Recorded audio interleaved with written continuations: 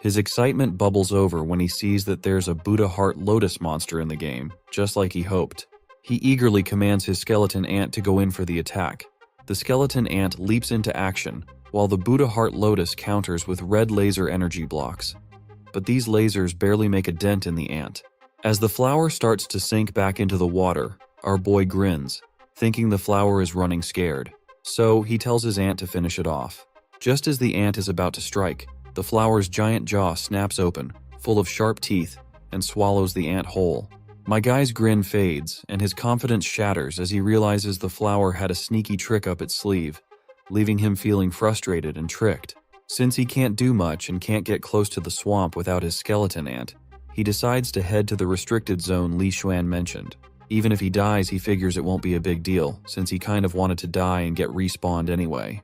With that thought in mind, he starts walking into the restricted area. Once inside, he finds himself in a rundown place with flowing water and old Buddha statues. As he climbs the stairs, he thinks it's a really strange place, and he hasn't encountered a single monster on his way here. But suddenly he notices something and realizes the restricted zone is just ahead. This place turns out to be a small Buddhist temple. Well, he's not so sure about this small part, because it certainly doesn't look small at all. He starts taking his steps, but after just a few steps, the game is over. It's a bit of a huh moment for him since he didn't even realize when he died. He smears his screen with blood again and tries running inside the temple, but once more his avatar's body begins to twist. Before he knows it, the game is over again. This time he notices that when the character died, the internal organs seem to twist slightly. He remembers what Li Xuan said about those soldiers. There were no visible injuries, and everyone inside died from organ failure. So, it's clear now that even the military couldn't handle this situation. After so many failed attempts, he throws his phone away and decides to go back to sleep. The next day finally arrives, and the first thing we hear is hearty laughter. It seems like Li Xuan is pretty amused to hear that once people got wind of the Buddha heart lotus, some of them couldn't wait and ended up getting their butts handed to them by that monster. Our boy steps out and asks what's so funny this morning. Bluehead explains that last night, a senior took his legendary level golden-eyed hawk and tried to attack the Buddha heart lotus from above. All the feathers on his hawk were burned, and he finds it hilarious how miserably they failed. That's when our boy reminds him that if they had continued the fight, they would have been the ones getting laughed at. Bluehead further mentions that the news has gone viral on the college forum, and students from different grades are likely to try and take down the giant lotus. Our boy then asks if the military isn't going to eliminate the lotus. Xuan responds that although the lotus is powerful, there are likely many people in the military and the college who are capable of dealing with it. He explains that since the military hasn't taken any action yet, it seems they won't intervene. According to Federation regulations, the military is only supposed to intervene if the monster is above a certain danger level, unless there are special circumstances. It's a way to give the younger generation a chance to prove themselves and gain some resources. Just then, someone familiar appears at the door and gives a gentle knock. Xuan quickly responds, saying he's coming. Meanwhile, our boy's phone rings with his father's call. When he picks up, his father asks if he's currently in Luoyang. Our boy confirms he is and asks if there's any problem. The old man just smiles and explains that his stepmother, Lan, wants to see him and treat him to dinner. Our stupid protagonist quickly starts making lame excuses to avoid meeting his hot and sexy stepmother. Just take the chance, goddammit! If I were him, I would never have missed the chance. But just then, Xuan calls out to our boy that there's a visitor at the door who wants to meet him. As our boy starts walking toward the door, his father tells him that Ang Jing volunteered to pick him up and is on her way. Well, speaking of Ang Jing visiting, Xuan just told him there's a visitor waiting outside on the doorstep. He starts having a bad feeling about this, and his worst thoughts come true when he actually sees his hot stepsister. Xuan is shocked to realize that our boy is acquainted with the prominent Ang family and that his father married Ouyang Lan. Our boy quickly reminds his friend that he has nothing to do with the Ang family. It's just his father who married Ouyang Lan. Ang Jing gets annoyed hearing this comment and pouts for a moment, then annoyingly tells him that the driver is already waiting for them outside, so they should get going. It seems like our boy has no choice but to roll with it, so he just facepalms himself. As much as he wants to avoid the Ang family, he's just getting tangled up with them more and more. He tells Xuan that he's heading out, and his friend just flashes him an OK sign. With that, our boy follows his stepsister outside, and that's when she asks if he didn't practice the sun shooting spell. Our boy reminds her that their dad said he didn't give that spell to him. The girl gets embarrassed and sternly demands to know if he's doubting that she was trying to trick him by giving him something random. Then, in her classic tsundere style, she annoyingly tells him that she's happy he didn't practice it, and explains that she gave it to him because she wants to hurt him with it. Our boy has no clue what her deal is and can't figure out why she's so angry at him. Still, he's sure it doesn't matter whether the spell was real or not since he's already learned Lost Immortal Sutra and can't practice other key spells now anyway.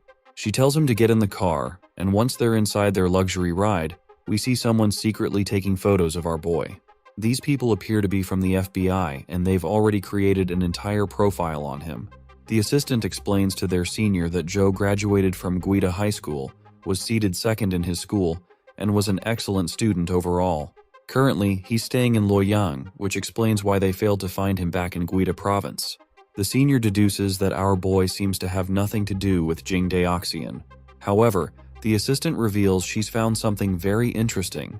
Zhou Lingfeng, his father, is the man who recently married a widow from the Ang family. This news shocks the senior, who asks what the hell she's talking about. He finds it strange that Ouyang Lan would take a liking to someone like Zhou Lingfeng, and wonders if he has any connections with those outlanders. The assistant explains that while Zhou Lingfeng did reach the legendary level years ago, he's too old to be accepted by the outlanders. Maybe Ouyang Lan is interested in someone like him because he's a kept man. The senior objects, saying he doesn't see it that way because Ouyang Lan can't be that kind of woman. He explains that the Ang family was in chaos when its master died, with many big shots coveting their properties. Ang Tianzuo, who is her son, was only 13 at the time, so he questions whether someone as shrewd as Ouyang Lan would marry an incompetent man. Anyway, he tells the assistant to bring Zhou Wen to him first, and she agrees. He also insists that the Ang family shouldn't hear about any of this. The next scene takes us to a grand mansion, and our boy, feeling anxious, steps out of the car. He's blown away by the mansion's opulence and finally sees his father along with his stepmom. His stepmother greets him warmly, saying she has been looking forward to meeting him for a long time. At the dining table, food is served, and his stepmother encourages everyone to try it. She offers him some lobster, which is also her daughter Jing's favorite. Jing happily nods in affirmation, looking forward to eating the delicious lobsters. But her mother bursts her bubble by saying that since Zhou Wen is their guest, he should be allowed to eat first. Of course, Jing isn't thrilled to see her food being taken away just to be served to our lunatic MC. She gives him death glares, and the intensity of her anger is so immense that our boy can almost feel the heat radiating from her. The mother tells him to just ignore Jing and whispers into his ear that she is intentionally trying to punish her for bullying him before. The boy anxiously takes a piece of lobster and stuffs the fancy food into his mouth. He can tell the food is quite tasty, but he still doesn't understand what her deal is and why she is looking at him like that. He can't shake the feeling that she's completely different from Jing. They spend the evening like this, and as our boy is about to leave, his stepmother invites him to just move in with them and live as a happy family. He quickly declines, saying he needs to live on campus once school starts and is currently staying with his friend. But in his mind, he is more concerned about his stepsister Jing, because he's sure that she would kill him if he stayed here. That's when she offers him a card and tells him to take it. Curious, the boy asks what the card is for, and his stepmother explains that it's an access card for a single dormitory at Sunset College. She mentions that his father told her he likes to live alone, so she prepared the gift for him without asking for his opinion first, but she hopes he'll take it. It looks like a single dormitory is exactly what he needs if he wants to play games without any interruptions. He takes the card key and wonders how his dad knew he needed a single room. He thanks her and calls her madam, but she takes it the wrong way. She runs her hand through her hair and asks if she really looks that old, telling him he can call her anything but madam. Seems like he's learning the hard way that every woman, no matter what, is touchy about their age. He heads back to his friend's mansion, and when he gets inside, it's dead silent, meaning Li Xuan is out again. I guess this is just good news for him. With the boost from that hearty dinner, he's all set to dive into his game without any interruptions. He dives back into the game and gives it his all to defeat the ant nest in the dungeon. Once he's done, he scores another symbiotic egg for himself. He checks the stats and reads that it's a mutated immense strength ant, which will give him an innate skill power punch of rank 2. He's not too thrilled, seeing that the attributes are much worse than the last one. Just then, a stinging winged mosquito tries to take a swing at him, but he ducks down just in time to avoid the attack. He feels annoyed by this sudden, sneaky attack, but before he can retaliate back, the mosquito comes at him with full throttle. But my guy just dodges this stinky mosquito once again. He is trying to stay vigilant because he knows he has to stay alert if he wants to avoid getting taken out instantly. The mosquito comes at him full throttle, and he seizes the opportunity and also starts running in the direction of the mosquito. As the monster tries to strike, he blocks it head-on. This time, he narrowly escapes with just a slight graze on his cheek. Just as the mosquito is picking up speed, it suddenly vanishes into thin air. Our boy readies his fist, powered up by his immense strength ant gauntlet. Since he can't see the mosquito with his naked eye, he shuts his eyes and quickly senses where the critter is behind him. With his fist ready, he lands a devastating blow that sends the mosquito tumbling down like a rag doll. He leaps from his spot and unleashes his next move, Ash Palm. As the energy intensifies, a huge blast erupts. Even after that brutal blow, the mosquito is still hanging on. But he quickly jumps again and unleashes a barrage of powerful punches on the critter. Finally, after all that effort, the winged mosquito goes down. As the mosquito begins to vanish, its body leaves behind a symbiotic egg. His face lights up with joy at the sight of it. Now he has two options: hatch the egg or fuse it with the mutated immense strength ant's symbiotic egg, with a fusion rate of 20%. It looks like he's not exactly thrilled with the low fusion rate the system is offering. Given that the monster he just defeated was an ant, the fusion rate shouldn't be this low compared to the skeleton knight's egg. He feels worried that the symbiotic egg might be wasted if the hatch fails, so he swallows his fear and decides to give it a try. Despite his hesitation, he presses yes. Suddenly, an empty void opens up, beginning to squeeze out his chi. His heart pounds rapidly as the dark red energy envelops him in a creepy, indescribable sensation. It feels like his back is being torn apart by sharp teeth. As the hatching process concludes, he's on the brink of tears, violently coughing up blood. I have a hunch that he's grown a pair of wings on his back, which explains the intense pain he felt there. He's feeling dizzy, not only from the intense blood loss while trying to defeat the mosquito over and over, but also from the real-life effects that left him on the edge. Eventually, exhaustion gets the better of him, and he collapses. His phone starts ringing, but in the next scene, strings of words hover around him, pulling him back to consciousness. Groggily, he gets up, glad that the real-life pain isn't as severe as what he felt in the game. Otherwise, he might not have made it. He smears blood on his phone screen to check his status, dreading the possibility that the hatching might have failed. But to his relief, the egg has successfully hatched. Eager to try out his new abilities, he quickly summons his avatar.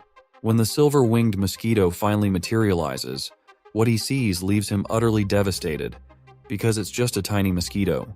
His shocked voice echoes through the mansion as he stares at the little critter, completely floored by the underwhelming result. He examines the stats and reads that this thing is a silver-winged mosquito larva, which is classified as a legendary pet.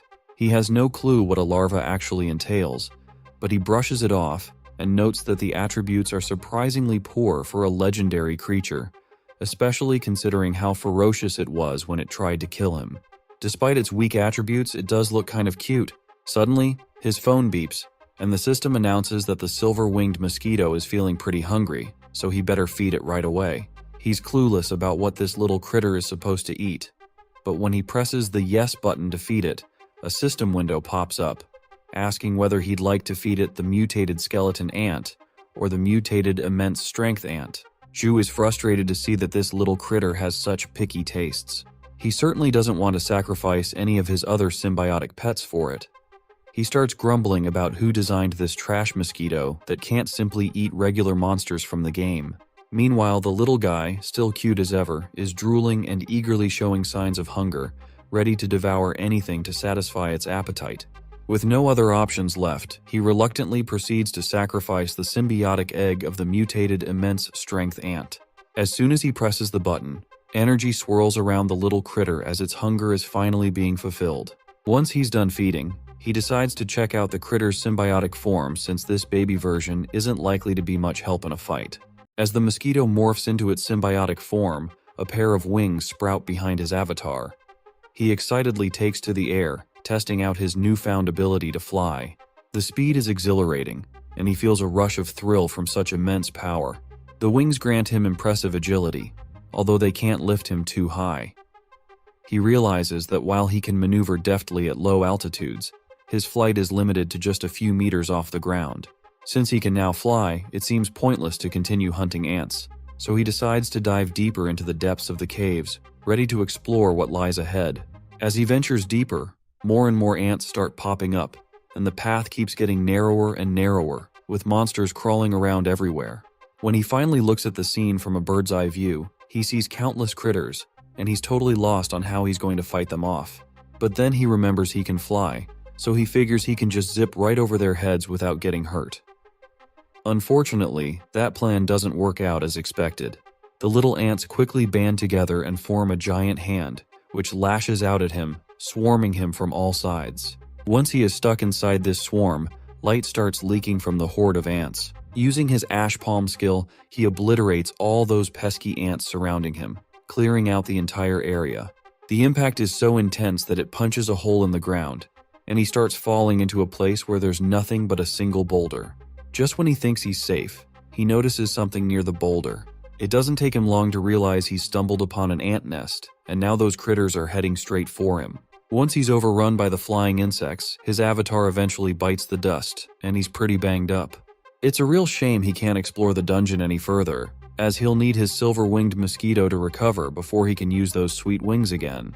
His stomach starts rumbling, so he heads to the fridge, only to find it completely empty. Looks like he's got no choice but to head out and grab some food. As he steps outside the city, we notice a car trailing him. Inside, someone reports that their target has left the house and is heading for the main street. They ask if they should move in now. This woman, known as Lisa, while applying some lipstick, replies to her junior that it's too crowded right now.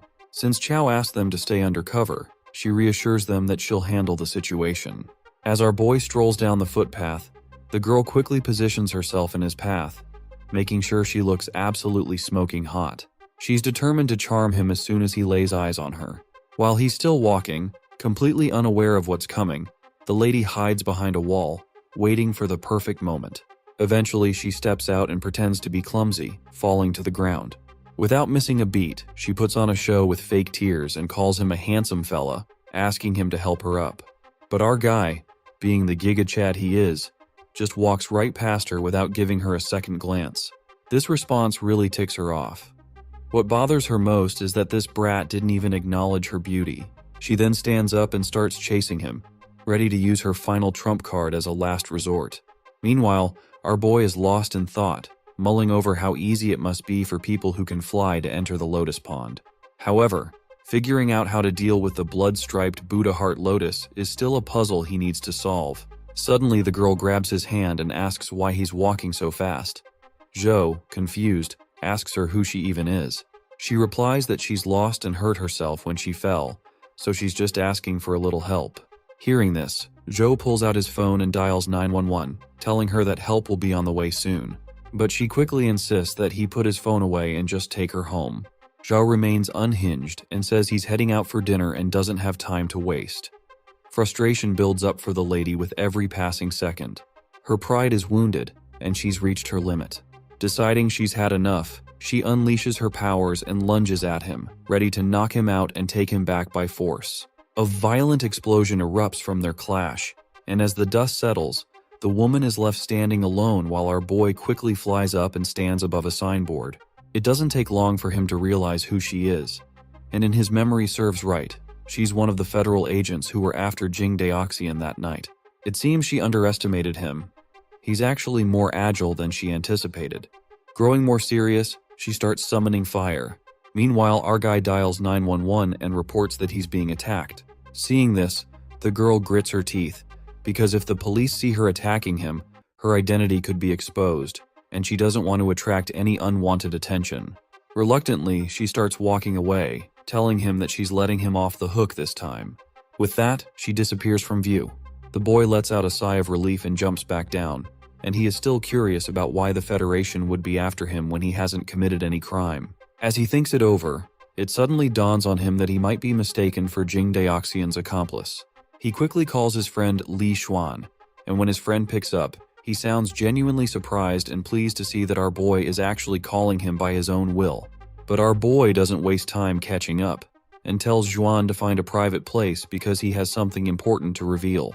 After a while, once he's explained the situation, Xuan is shocked to hear that he's encountered Jing Dioxian. He also expresses how jealous he is feeling, because he also wants to meet someone as legendary as Jing Daxian. Looks like our boy made the right call by not telling his friend about the Lost Immortal Sutra. Otherwise, he would have been over the moon with excitement. Anyway, Xuan further explains that based on the description our boy gave, he's almost certain that the hyenas are behind this. He explains that hyenas are a special federal organization that deals with things the government can't openly interfere in. He elaborates that hyenas are ruthless and will do anything to achieve their goals, no matter the consequences. They're notorious in the Federation, which is why they're called hyenas. Well, it looks like dealing with these hyenas is going to be really tough. Our boy then asks if he can get him into college ahead of schedule. He further explains that while the hyenas, or the Special Inspection Unit, are very powerful, they can't openly violate the law. Therefore, they'll be even more cautious at Sunset College. Xuan agrees that it's a great idea and teasingly reminds our boy that after all, Luoyan is Ang family territory. If he were to live with the Ang family, no one in the world would dare lay a finger on him. The boy, however, prefers not to discuss the Ang family and tells his friend he'd rather keep that topic off the table. After making that little joke, Xuan reassures him that he'll make sure his friend can get into college ahead of schedule as well. With that, our boy ends the call, and he begins gritting his teeth, clearly annoyed by the sudden trouble surrounding him. All the relief from these troubles boils down to one thing, which is, if only he were powerful enough. The next scene takes us to the Special Inspection Unit of the federal government. There, we find a clearly annoyed senior, laying into Lisa. He's furious because she should have stayed undercover, and he's worried about how he's going to explain the situation to his own superior, who will be calling him soon.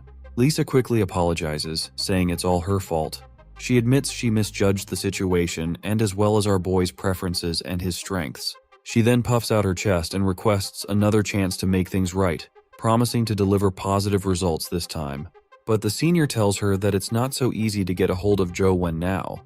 He instructs her to check out some documents, hinting that the situation is more complicated than she realizes. The girl is curious and a bit confused about the documents. The senior explains that he had his teacher dig into the secrets of Ouyang Lan and the Ang family, and everything is laid out in those files. When Lisa opens the file, she's stunned to find that our boy has actually been enrolled in Sunset College ahead of time. What really gets her is that this place used to belong to Ang Jin, so it makes no sense how could the Ang family give it to Zhou Wen, who's just an outsider. By the way, if you are curious about what place we are talking about, it's about something called God-bestowed gift, and the Ang family has chosen Zhou Wen to receive this thing called God-bestowed gift. I can't deliver any more spoilers, so keep yourself strapped and watch. The senior reassures her that although it sounds crazy, his teacher's intel is solid. He explains that the Ang family used their only chance to switch the candidate to our boy. He's amazed at how everything, from the notorious Jing Dioxian to the Ang family, seems to be pointing to Zhou Wen, making things more and more tangled. Meanwhile, our boy suddenly sneezes and wonders if he's catching a cold, but he doesn't realize that he has become the target of some trashy federal agency who is going to nag the hell out of him throughout the series. While holding his backpack, he looks pretty relieved to have finally made it into the prestigious Sunset College. He looks at the key card his stepmom gave him. It says, 4 Seasons Garden, which must be where his dorm room is. After finally reaching the building he's been looking for, he climbs the stairs, swipes his key card, and steps into his room. Honestly, it looks more like a 5-star hotel suite than a dorm room where, let's be real, most students live for the chance to indulge in anime and junk food. In any case, this marks the beginning of his new life at college. When he opens his backpack, he realizes he didn't pack nearly enough for this new chapter of life. Just some clothes and not much else. So, he decides it's time for a shopping trip. He pulls out the campus map and starts looking for shops. As he's checking his phone, a girl starts descending the stairs. He looks up and sees Ang Jing. He's surprised to see her and asks if she lives upstairs. The girl seems a bit shocked but doesn't bother to respond. She just pouts and walks away, ignoring him completely. As she descends, Our boy has no clue why she's so angry, but he decides not to dig into it and pretends he didn't see her. Once outside the dormitories, he checks his phone again and finds it odd that the shops he expected to be there aren't. He wonders if he might have taken a wrong turn. The street is completely empty, with no one around to ask for directions. Suddenly, he hears an unexpected meow. He looks around and realizes someone is playing with a cat. He quickly follows the sound and notices that the male voice playing with the kittens sounds familiar. It's no surprise the voice is familiar, as the person playing with the cats is Gudian, the same guy who lost to our boy in a punch bet. It's surprising to see this fella, who is supposed to be the most terrifying guy, getting all cozy with these little creatures. Well, this comes as a great shock to our boy, who never imagined seeing this guy playing with kittens. He musters up the courage and calls out to Gudian, but a sudden silence falls over the area. Gudian quickly releases the kittens and transforms back into his usual terrifying self. He warns our boy that if he tells anyone about this, he's in serious trouble. With anger bulging in his eyes, he gives Joe a fierce look, and our poor guy, feeling the heat, quickly says he didn't see anything and was just looking around for shops. He adds that if Gudian can point him in the right direction, he'll leave immediately. Baldy appears to be pleased by our boy's response, so he retracts his hand back. Just as he's walking away, he tells our boy Hat this is the old campus. He advises him to walk along this road, where he'll eventually find the guards who can show him the way. Gudian stops for a moment, shoots one last glare with his bloodshot eyes, and warns our boy to leave the kittens alone as well. With that, he turns and walks away. Our guy stays behind, gently patting the cute kittens. He reflects on how, after the dimensional storm, humans can now form contracts with creatures from other universes, which are more obedient and possess magical powers. Most people no longer care about weak local pets. So it's surprising to see someone as tough and intimidating as Gudian having a soft spot for these little creatures. Once he's back in the dormitories, our guy feels like he's on a losing streak. He's pretty annoyed that he keeps getting his butt handed to him in the game for no apparent reason. He pinches his thumb to draw more blood, and his avatar reappears in the game, once again standing on the same stairs where he keeps dying after getting his innards twisted. There's some mysterious force between him and the small Buddhist temple that seems to kill anyone who dares to step forward. He finds it odd that despite several attempts to approach the temple, he's met with instant death every time, even when he tries to fly without touching the ground. No matter what he does, he's killed as soon as he enters this area, and he's tried everything he can think of, but he does not seem to cross these stairs. Since it's a game, there should be a limit, no matter how difficult things get. Even though the skeleton knight and mosquitoes were very strong, he was able to figure out how to defeat them eventually. However, this time he's getting killed without any warnings. It's no longer a boss fight. It feels more like facing a sealed door he can't enter without the key. If he wants to access the small Buddhist temple, he needs to find the corresponding key. But in Buddha City, he can only explore the Lotus Pond right now, and there's nothing there. Reflecting on the meditation skill he acquired, he decides to give it a try. The skill, which he got in Buddha City, doesn't improve attack speed or defenses, and it consumes chi to maintain the state. With his meditation skill activated, he starts descending the stairs again. As soon as he reaches the bottom, he jumps over the ground, and this time, he survives. The sight of surviving the jump leaves him overjoyed, and he proudly strides into the small Buddhist temple, thrilled that he can now explore it. Or so he thought.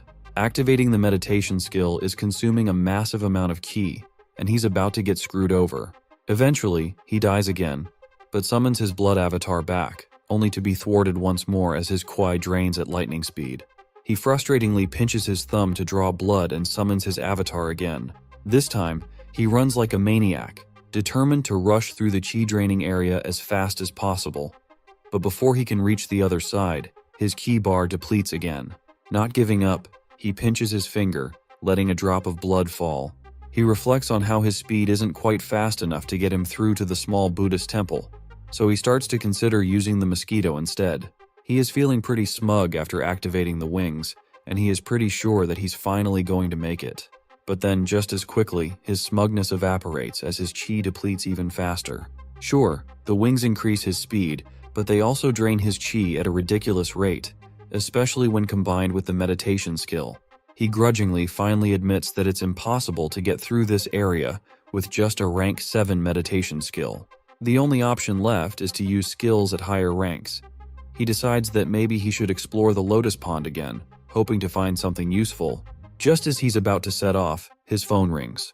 When he picks it up, it's Li Xuan on the other end. Xuan casually tells him to come to the lotus pond and watch the show. Zhou gets curious to hear this and asks what's so interesting about it. Xuan just looks straight ahead, where we see our boy's stepsister is standing against a gorilla-like guy, and cryptically tells him that he'll understand when he gets there. As she stands there, murmurs ripple through the crowd. People are saying that she had already reached legendary level before she even enrolled, and the guy standing against her is Yang Lu, a third-level legendary figure. Apparently, this gorilla claimed he would kill the Buddha Heart Lotus as a gift for her. She glances at the flower and, with her usual swagger, tells him not to waste his breath on something as mundane as flowers.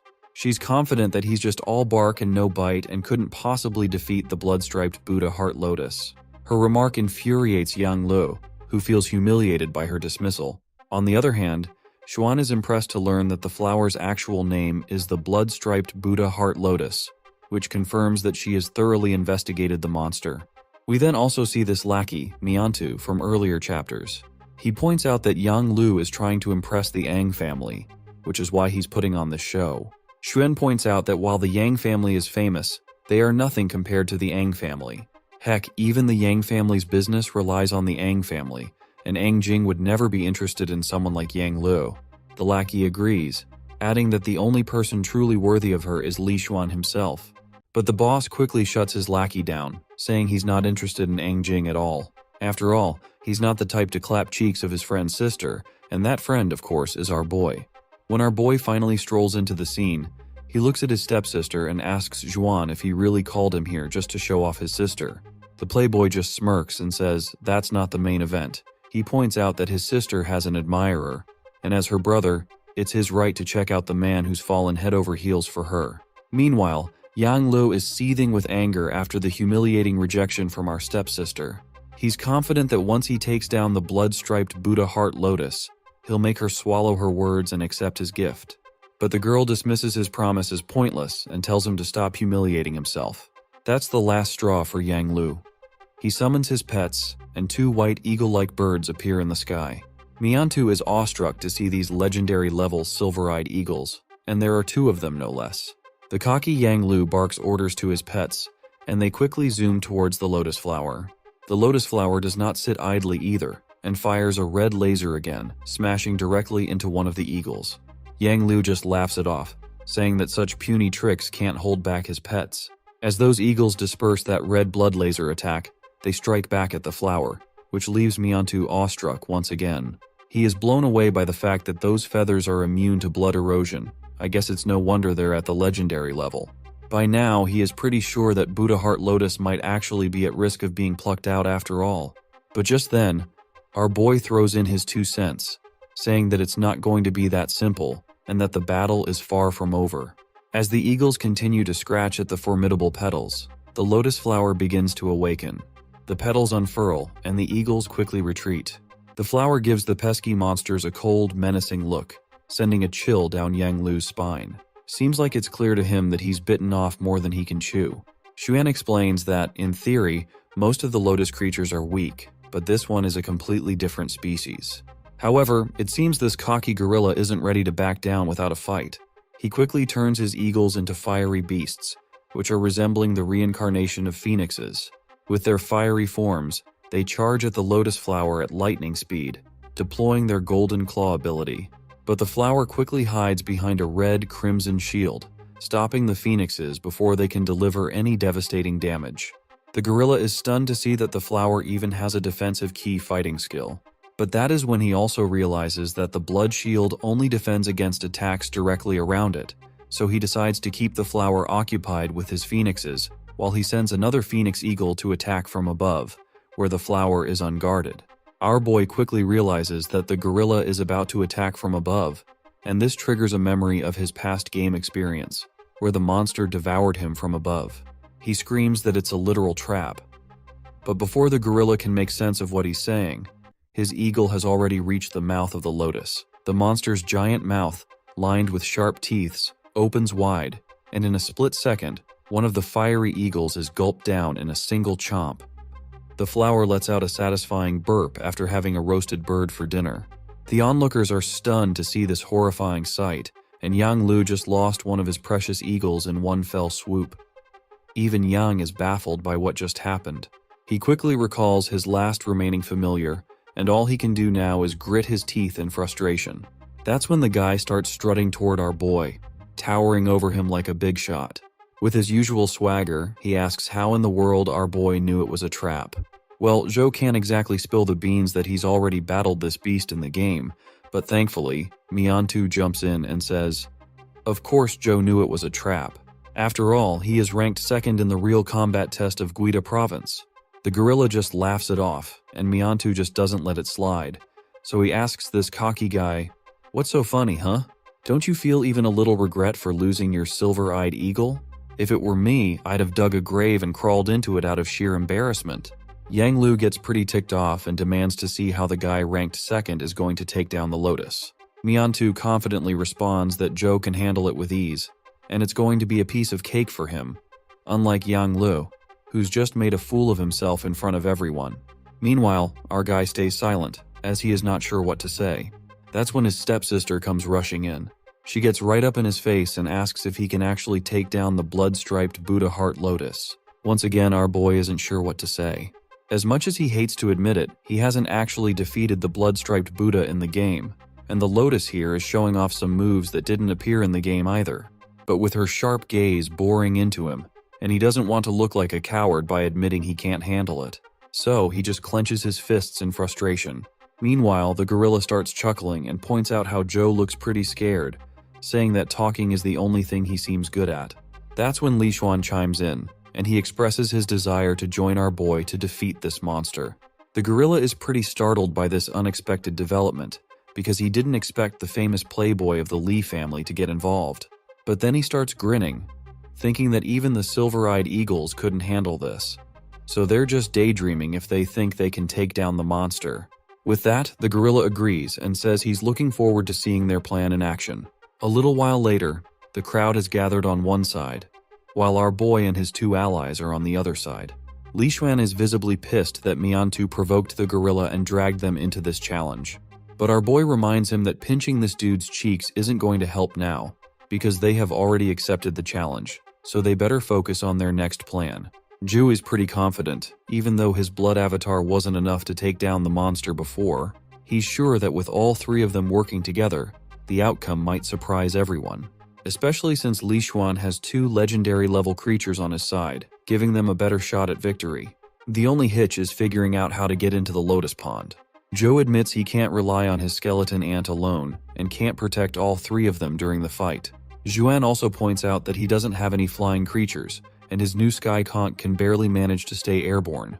That's when Miantu steps up, placing a mask over his face and saying, "Leave this to me." He summons his pet, and suddenly a giant turtle pops out of the sky, plummeting into the acidic water. As it floats there, it creates a solid platform on its shell, giving them a way to stand above the acid. Li Xuan is pretty fascinated to see that even Miantu has a mortal-level symbiotic egg. At first, he thought only Zhou had pets of that caliber. Anyway, the three of them ride atop the giant turtle and head towards the flower. Miantu tells his friends that they should go fight the twisted flower, while he commands his dragon-scale turtle to support them from the sidelines. With that, both Zhou and his friends start unleashing their pet powers. Then, my guy jumps into the sky, summons his skeleton ant, and hops onto its back. Li Xuan doesn't waste any time showing off either, and quickly begins to transform, leaving the crowd going absolutely wild when they see that even the notorious third son of the Li family has a legendary level creature. Our playboy proudly dons his dark armor and gets ready to dive into the hack-and-slash action. Meanwhile, the cocky gorilla is fuming, seeing that these three might actually defeat the monster after all, thanks to their powerful pets. His stepsister watches intently, not missing a moment. It looks like our armored playboy is struggling to keep his balance on his conch, so Zhou tells Miantu to keep an eye on Li Xuan since the floating ability of the conch isn't very flexible. They gotta make sure their friend does not fall into the acid. Miantu nods and says, "Leave it to me." With that, both of our boys charge at the monster. The Buddha quickly shoots out crimson projectiles at the party, but Joe tells his aunt to block them. The skeleton ant promptly rises up and takes the crimson projectiles head-on, protecting them from the attack. That's when the black armored guy spots his chance and slashes his sword at the monster. The flower retaliates with its crimson fluid-like attack again. But Xuan's slash cuts straight through that crimson stuff and hits the flower right in the face. Meanwhile, Zhou's aunt lets out a powerful roar, and spikes begin to emerge from the curb, slamming directly into the flower's body. But this flowery jerk remains totally unfazed. It quickly pulls out its crimson stuff again and obliterates those spikes like they're nothing but cucumbers. Seeing the old trick, Zhou wonders if the flower is trying to lure them into attacking from above. But then the playboy jumps in, saying they don't need to do that, because he's confident they can take this monster down from the front. He charges his sword and starts vanishing into thin air. Meanwhile, the monster isn't just sitting around. It lets out a massive roar, and a tornado-like force starts swirling in its mouth. The heavy air pressure makes it tough for our boy to get close, but the armored guy holds his ground. Once he's done charging up his sword, he comes crashing down on the monster like a goddamn meteor, and that single attack obliterates the lotus flower from the inside. Just as the petals of the flower start burning down, a frog sitting inside it spits out some weird stuff from its mouth. It's headed straight for our playboy, who's totally exhausted after his big attack and is just falling, like a sitting duck. But before it can hit, we hear our hero unleash his power punch. Flames erupt, completely obliterating that dark stuff. Zhou threw his punch from a distance, and the remnants of the dark energy shattered the conch Xuan was riding. Zhou quickly tells Miantu to catch Li Xuan while he takes care of the stinky toad. The lackey quickly agrees, and our boy darts forward, leaping off his skeleton ant with his punch charged up with fiery energy. The toad spits out more of its gooey stuff, but our boy easily sidesteps it like it's nothing. By now, the toad is pretty sure that he is screwed, so it braces itself for the impact. Zhou's massive explosion takes it down, and when the flames finally settle, there's nothing left of the toad, other than the splatter of blood. Suddenly, Zhou notices that Xuan is about to fall into the acidic water of the pool. The playboy is convinced that Miantu is intentionally letting him fall, and it's pretty clear when Miantu smugly says Xuan deserves to fall inside this acid. Meanwhile, the stepsister is ready to step in if things get messy. But before she can, my guy swoops in and grabs his friend just in time, preventing him from hitting the acid. Playboy feels pretty embarrassed that Zhou had to save him once again. Once they land on the turtle's dragon scale shell, Miantu starts yelling at Zhou, accusing him of hiding another symbiotic pet. But our boy just sighs in disappointment, reminding Miantu that he only had one job, and he failed miserably. That's when Xuan gives Miantu a solid smack to the face, telling him he's a terrible actor. The slap sends Miantu tumbling, and he asks why he was betrayed. That single slap has messed up this bastard's face, and he explains that our playboy can't defeat his brother Li Mobai because Mobai has already bought off everyone around here. But then, Miantu pulls another sneaky move and shatters the dragon crystal that Zhou and Xuan are standing on. He makes it clear that if he can't take down the playboy alone, he'll gladly drag everyone down with him into the acid. As the rubble starts sinking into the acid, things look grim for both of our boys. But just in time, they're saved by a mysterious blob that encapsulates them before they can fall. And who's behind this rescue? Well, none other than Zhou's stepsister.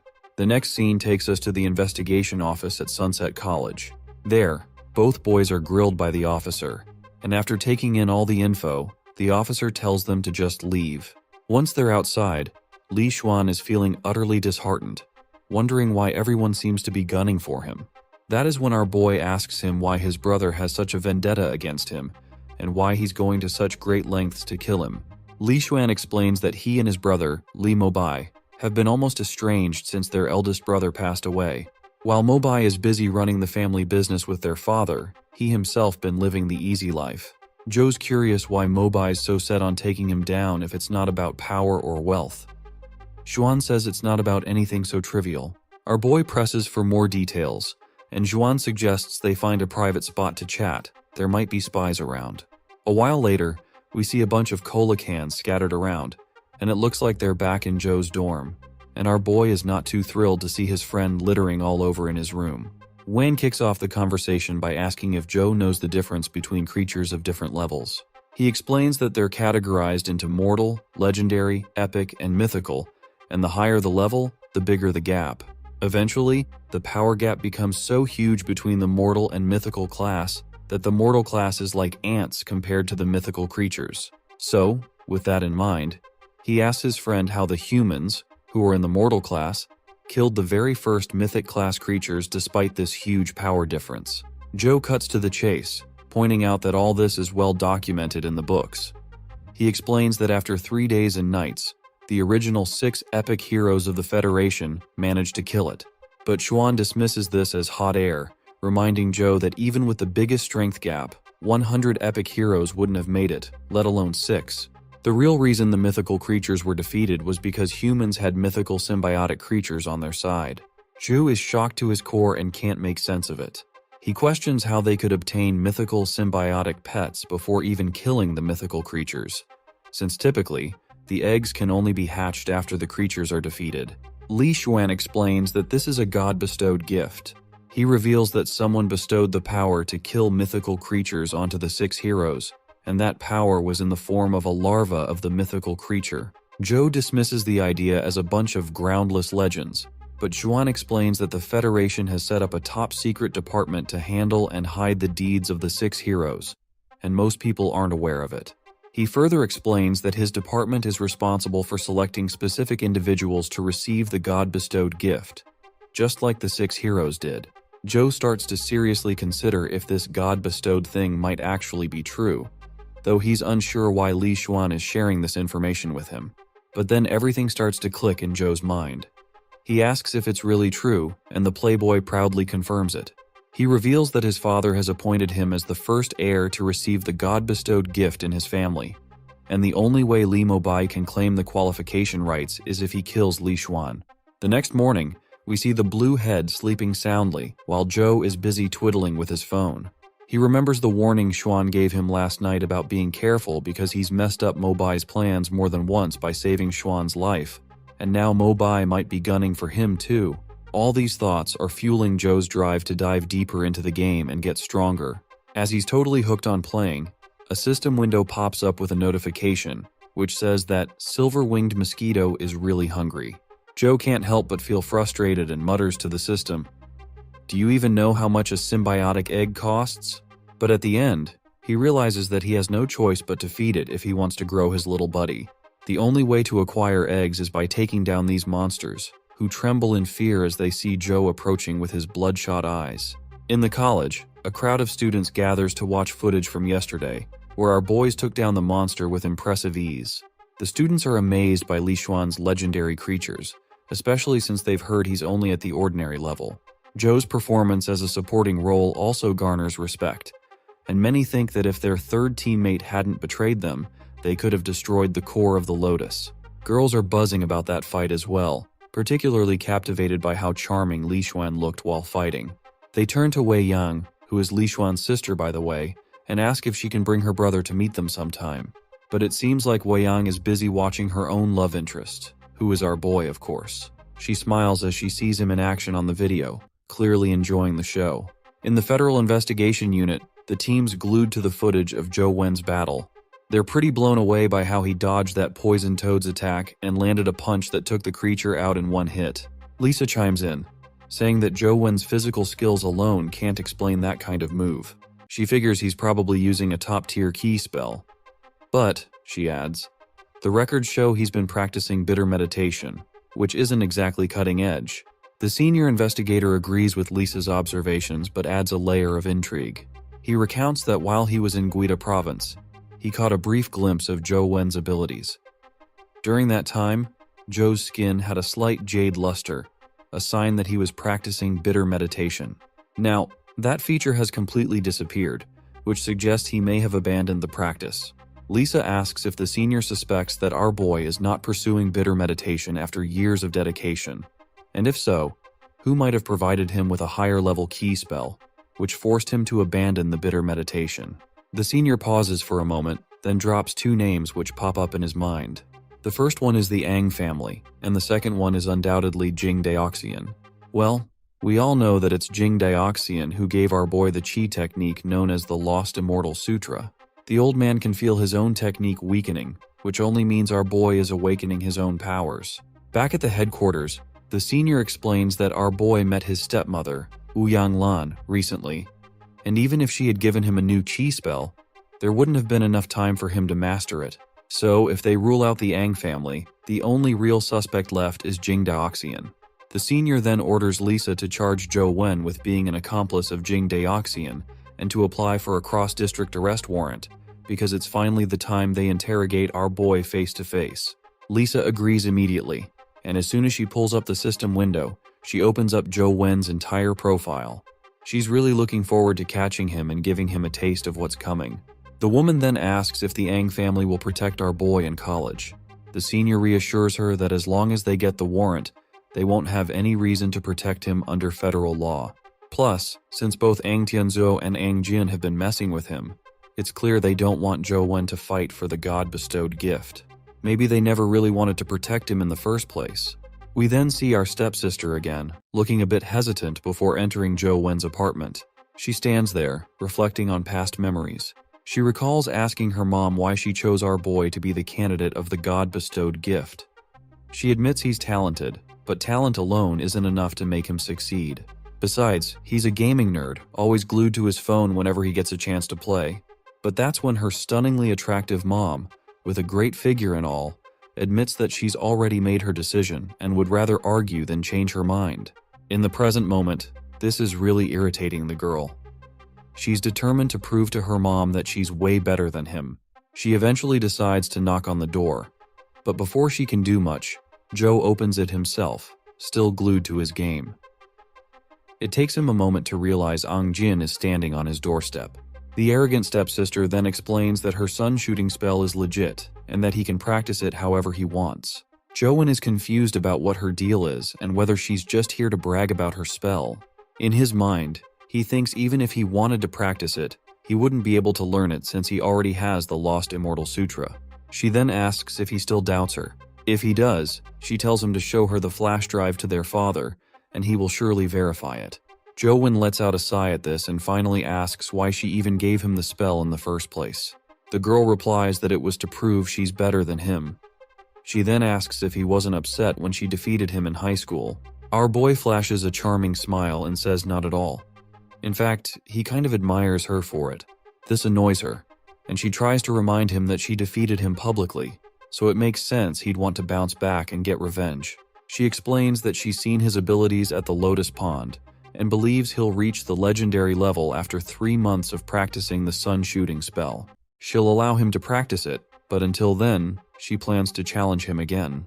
Our boy simply asks if he can give up now, admitting defeat. But this stubborn lady just gets even more annoyed and tells him he must fight her again. She's fuming at the top of her head, completely baffled by how her mother ended up choosing this guy. Eventually, she withdraws her hand and decides to head back to her dormitory. She offers Joe some chi crystals as a prize, saying he's welcome to take any he wants since she won't be going easy on him this time. Joe stands there in silence, reflecting on how she's a talented girl, recognized by the Federation, who reached legendary level at just 13. It doesn't make sense to him why she's so determined to fight him. Well, it seems like this idiot is clearly still in the dark about being chosen for the God-bestowed gift as the Ang family's candidate. Nonetheless, he grabs the garbage bags Li Xuan littered last night, takes out the trash, and returns to his game. He's still glued to the screen and the action is intense. It looks like he's finally defeated the Lotus Buddha flower, and his ant skeleton has snagged the Buddha Heart Lotus egg. He quickly retrieves the egg from its pet, feeling anxious as he opens the stats tab. Li Xuan had mentioned that the symbiotic heart of the Buddha Heart Lotus is very useful. Meanwhile, his silver-winged mosquito larva is starving and will soon disappear if it doesn't eat anything in time. He lets out a defeated sigh and decides to feed the little critter first. As soon as he presses the button, the larva begins to undergo evolution, bathed in bright, flashy lights. Joe Wen anxiously hopes that his larva will get bigger, but in the end, he's disappointed to see that the larva remains just as small as before. He's already fed it 2 ordinary symbiotic eggs, but it's still a larva. He wonders if ordinary symbiotic eggs are less effective for legendary creatures. It's tough to get a legendary symbiotic egg, and it would still take him a lot of effort, even if he fights Skeleton Knight over and over. The drop rate for legendary eggs is so low that it is going to take him forever to grab one. He leans back on his bed feeling defeated. He reflects on how he still has his sister to deal with, and if he doesn't reach the legendary level within 3 months, he's in serious trouble. He then remembers that thanks to the Lost Immortal Sutra, he can't even practice the sun shooting spell. He's still in the dark about how the sutra works and how he can advance further. As he beats himself up over his lousy luck, a knock on the door grabs his attention. When he opens it, he sees the familiar face of Gao Yang. Our boy asks what's up, and Gao Yang says he's here to apologize. This raises a red flag for Joe, who is unsure of the real reason for the visit. Gao Yang continues his yammering, saying there will be no discord or conflict, and he wants to apologize for the past. He simply wants to forget their past grievances and extend his hand toward Joe, taking the first step toward their friendship.